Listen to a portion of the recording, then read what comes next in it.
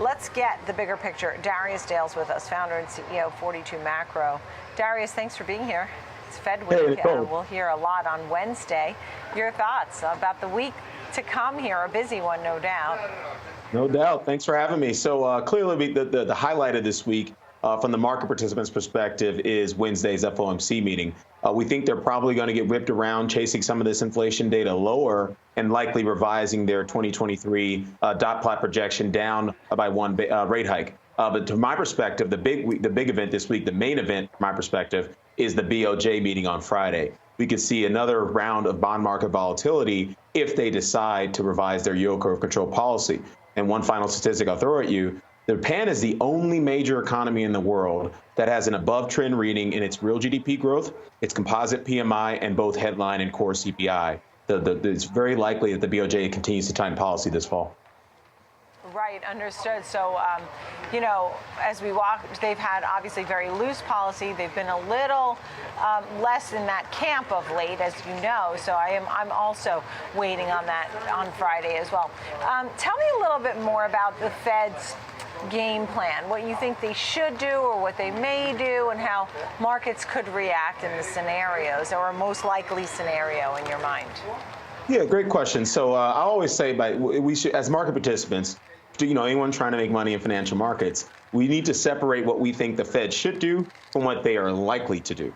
What they are likely to do is stand pat on interest rates and effectively signal that we're making substantial further progress towards achieving their inflation objectives. Recall that if you look at the last month's labor market report in terms of the jobs report and also the JOLTS data that supplemented that, we are making a lot of significant progress in the direction of immaculate disinflation. We saw the hires rate and the quits rate both slow back to their pre-COVID trends. So that's giving you an indication that turnover in the labor market is back to a normal level, which would ultimately lead wages lower. And we're expecting the wages print, particularly the employment cost index at the end of next month, to actually show some meaningful deceleration to the downside. But we're also getting very late in there's very late innings with respect to this immaculate disinflation thing. We suspect by the end of the year, early part of next year, the narrative surrounding inflation and what the Fed may have to do in response to that could be very different than what they're faced with today.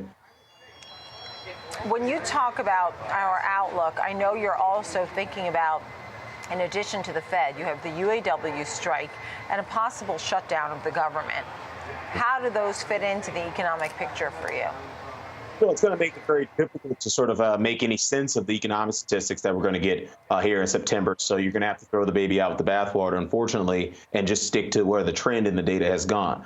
With respect to the UAW strike, these are the kinds of things you see late in the business cycle. And one thing that I think is really supportive of this kinds of activity is this sort of excess demand for labor relative to labor supply that we continue to observe in the U.S. economy. We are still tracking at about 2.4, 2.5 million in demand in terms of worker demand, units of workers' demand in terms of total labor, total employment, and total job openings relative to the size of the labor force. So you're going to see more strikes until this economy goes into recession. The workers have the upper hand as it relates to these negotiations, and the only way we're going to get to a different state from the labor market standpoint is actually going through the fire of a recession. Yeah, at 42 Macro, are you're not giving market advice or investor advice, but you're looking more at the economics and the trends and maybe the global picture and how that fits in? I would say that I would take the other side of that. I think we give some of the best investment advice in the world, quite frankly. A lot of our clients would. Tell me. I didn't want to put you on your heels. Tell me. No, I'm always on my front. What's your advice? No. So tell me, what's your advice for investors? Yeah, so we're still in a reflation market regime. Reflation is a risk-on regime. You buy the dip in reflation. You lean pro-cyclically from a factor tilt standpoint until further notice. But we ultimately understand that, I think we're pretty consensus now. We were not consensus at the beginning of the year when we said, hey, there's not going to be a recession this year. That's very consensus now. But, obviously investors have to learn the hard way to get to that view. We are now consensus in expecting a recession to commence in the first half of 2024. And as a function of that, the market is likely to peak sometime in Q4 or Q1 of next year. And so you do believe there's more right tail risk in the equity market to price in, but there's also more left tail risk to price in the bond market one, as a function of the change in Bank of Japan monetary policy over the next few months. But again, as I mentioned, we're also going to transition from immaculate disinflation as a market narrative to sticky inflation in the coming months here in the U.S. economy. And that could be very much the death knell for this bull market, but we're not there yet. Yeah. On Friday, for example, at one point we had all 11 sectors lower. When you see sell-offs like what we saw on Friday, which was the worst day of the year, I mean, we really saw some serious selling. Would you say there's buy the dips, or there's certain opportunities on sell-offs like that? Yeah, great question, Nicole. So it's about the quantitative risk management setup. As I mentioned, we're still in a reflation regime, so that's giving you a green light to buy dips in risk assets broadly. The S&P 500 is still neutral from the perspective of our volatile adjustment momentum signal, so that's fine in terms of being able to buy the dip. The NASDAQ and Russell 2000 are actually still bullish. So from a momentum and volatility standpoint, you very much should be buying the dip until further notice. We know all the reasons why the market is going to go down a lot at some point in the next, let's call it 6 to 9 months. But if it goes up for another 5, 6, 7% between now and year end and then starts going down, there's going to be a lot of bears that get squeezed and lose a lot of money as a function of that. Right. And are there certain sectors that stand out to you? I mean, or do you do a barbell approach and put something more risky with something more defensive, for example?